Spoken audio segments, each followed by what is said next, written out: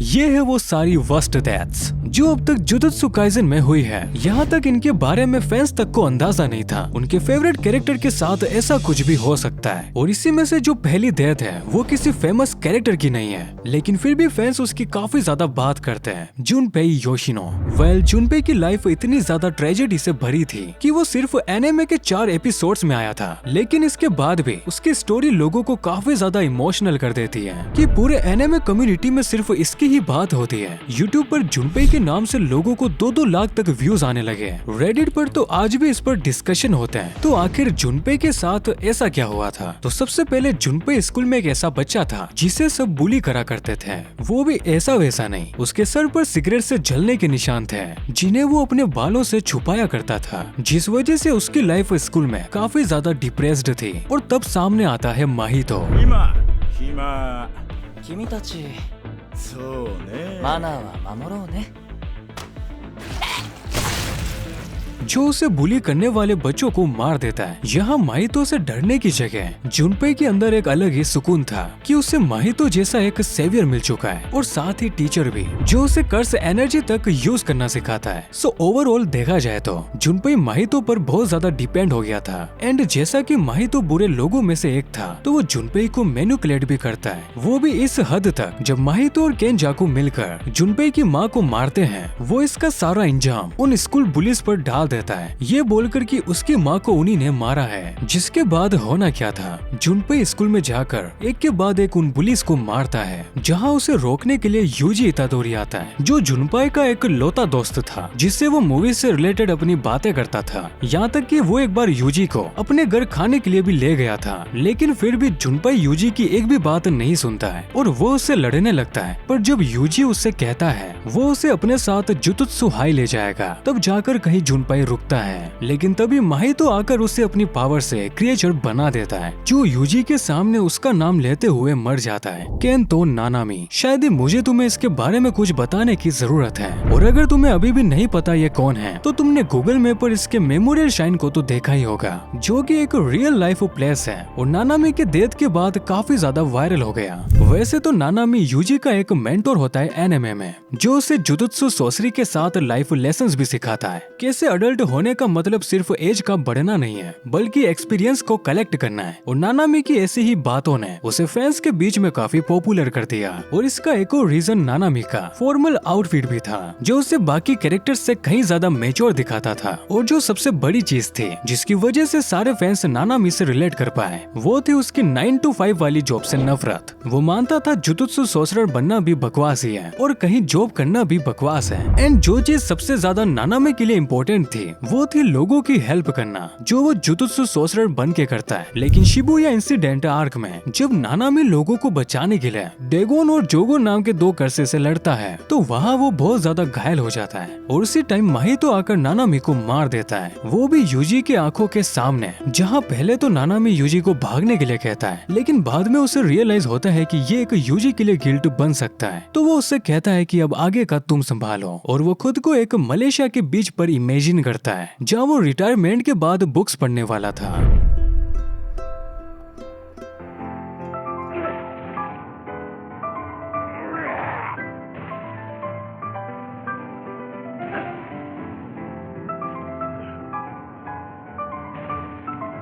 ये सीन लोगों को इतना ज्यादा इमोशनल कर देता है वो एक्स पर नानामी को वर्ल्ड वाइड ट्रेंड करवा देते हैं। और जो वो मलेशिया का बीच था उससे गूगल मैप पर नानामी का मेमोरियल शाइन बताकर टैग करने लगते हैं, जहाँ उसकी रेटिंग 5 स्टार की कर देते हैं। पर नानामी का मेमोरियल शाइन कभी भी वहाँ रियल में नहीं था, तो इसीलिए गूगल कुछ हफ्तों के बाद इसे मैप से हटा देता है। रिको अमनाई। इस लड़की के मीम्स और एडिट्स तुमने जरूर देखे होंगे, क्योंकि ये एनिमे में एक स्टार वेसल थी जिसका काम था जुजुत्सु काइसेन के सबसे ओल्ड सोर्सरर तेंजिन के साथ मर्ज होना, ताकि वो अपनी इमोर्टलनेस को कंटिन्यू रख सके। और इससे क्या होगा, जितनी भी कर्स स्पिरिट्स हैं वो जापान से बाहर नहीं जा पाएगी, क्योंकि उसे तेंजिन ही अपने बैरियर से रोकती है ताकि जुजुत्सु सोर्सरर उन्हें यही निपटा सके। मतलब कि शुरुआत से ही रिको के पास अपनी कोई लाइफ नहीं थी, उसे ह्यूमैनिटी के लिए खुद को सेक्रीफाइस करना पड़ेगा। तो इसीलिए वो अपने बचे हुए दिन गोजो और गेतो के साथ मस्ती मजाक में काटती है, जो उसे तेंजिन के पास ले जाने के लिए आए थे। लेकिन होता क्या है गोजो और गेतो रिको से काफी ज्यादा अटैच्ड हो जाते हैं। यहाँ तक कि गेतो रिको से एक वादा करता है, अगर उसे अपनी लाइफ जीनी है तो उसे गोजो और वो खुद बचाएंगे ताकि उसे तेंजिन के साथ मर्ज ना होना पड़े। और जैसे ही रिको इसके लिए हाँ कहने वाली होती है, तोजी उसे शूट कर देता है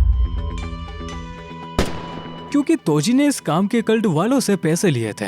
ये वही लोग हैं जो रिको की मौत पर पीछे खुशियां मना रहे होते हैं, क्योंकि उनका प्लान ही था तेंजिन को स्टार वेसल के साथ मर्ज नहीं होने देने का। और इसी वजह से ये डेथ फैंस के बीच में काफी ज्यादा वर्स्ट बन गई। मई जेनिन जो कि माकी की ट्विन सिस्टर भी है, अभी के टाइम तुम शायद ही माकी को पसंद करते होंगे, लेकिन सीजन 3 के बाद वो तुम्हारी फेवरेट बन जाएगी, क्योंकि इसी में माकी और मई के पिता इन दोनों को कर्स स्पिरिट से भरे रूम में डाल देते हैं, जिसमें जिंदा रहना लगभग इम्पॉसिबल था। मतलब कि इन दोनों की गारंटेड मौत होने वाली है, क्योंकि जुजुत्सु काइजन की हिस्ट्री में ट्विंस का पैदा होना एक बैड लक था। और इससे भी बुरी चीज तो ये थी वो जेनिन क्लैन में पैदा हो गए। ये ट्विंस दो अलग इंसान होने के बाद भी एक ही सोल को शेयर करते हैं और साथ ही कर्स्ड एनर्जी को भी, जिससे इन दोनों पर कर्स एनर्जी के यूजेस को लेकर एक लिमिट लग जाती है। जैसे कि मई की एबिलिटी है वो कर्स एनर्जी से कुछ भी बना सकती है, लेकिन उसके पास कर्स एनर्जी इतनी ज्यादा कम है वो पूरे दिन में बस एक छोटी सी बंदूक की गोली बना सकती है। वहीं माकी के पास तो 0 कर्स एनर्जी है, उसे कर्स स्पिरिट्स को देखने के लिए भी स्पेशल ग्लासेस की जरूरत पड़ती है। पर ये सब बदल जाता है जब ये दोनों बहनें उस कर्स स्पिरिट से भरे रूम में होती है। यहाँ से जिंदा निकलने का सिर्फ एक ही रास्ता था, उन दोनों में से किसी एक को खुद को सेक्रीफाइस करना होगा, और ये करती है मई। वो अपनी सारी कर्स एनर्जी और लाइफ फोर्स को मिलाकर माकी के लिए स्प्लिट सोल कटाना बनाती है, और इसी के बाद वो अपने आखिरी वर्ड्स कहती है, डिस्ट्रॉय एवरीथिंग। जिसके बाद तो तुम्हें पता ही है माकी सिंगल हैंडेड अपने पूरे क्लैन को वाइप आउट कर देती है।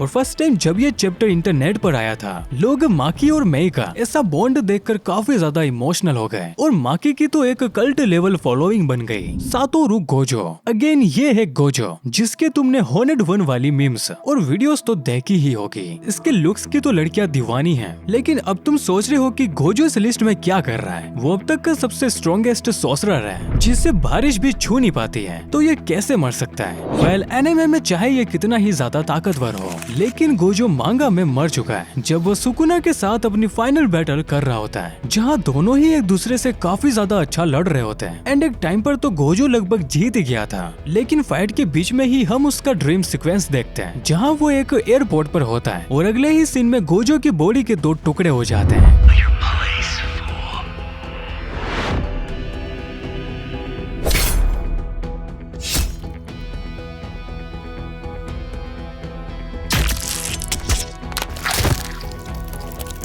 सुकुना ने अपने वर्ल्ड कटिंग स्लैश से गोजो को हरा दिया होता है, और सबसे वर्स्ट बात जो फैंस को इसमें लगी वो ये थी, जहां चैप्टर 235 में गोजो जीतने ही वाला था, लेकिन अगले ही चैप्टर की स्टार्टिंग में वो मर जाता है एक वर्ल्ड कटिंग स्लैश से, जो मांगा में सही से दिखाया भी नहीं गया, जिस वजह से गोजो फैंस काफी ज्यादा गुस्सा हो जाते हैं और उसकी मीम्स बनाने लगते हैं। एंड पता नहीं इसमें सिर्फ गोजो के फैंस ही थे या फिर वो लोग भी थे जो इस एनिमे को हेट करते थे, क्योंकि गोजो को लेकर किटकैट वाली मीम इस टाइम काफी ज्यादा वायरल हो गए थे, जिसमें गोजो को किटकैट की तरह टूटता हुआ दिखाया गया। लेकिन एनिमे के मोस्ट टॉर्चर्ड कैरेक्टर्स को हम कैसे ही भूल सकते हैं। इसके ऊपर मैंने एक पूरी वीडियो बनाई है, जिसमें गट्स तो है ही, लेकिन उससे भी ज्यादा सफर करने वाले कैरेक्टर्स भी हैं, जिसे तुम्हें एक बार देखना ही चाहिए। बाकी अगर तुम्हें ये वीडियो अच्छी लगी हो तो लाइक और सब्सक्राइब करना तो मत भूलना, एंड हाइप तो कर ही देना।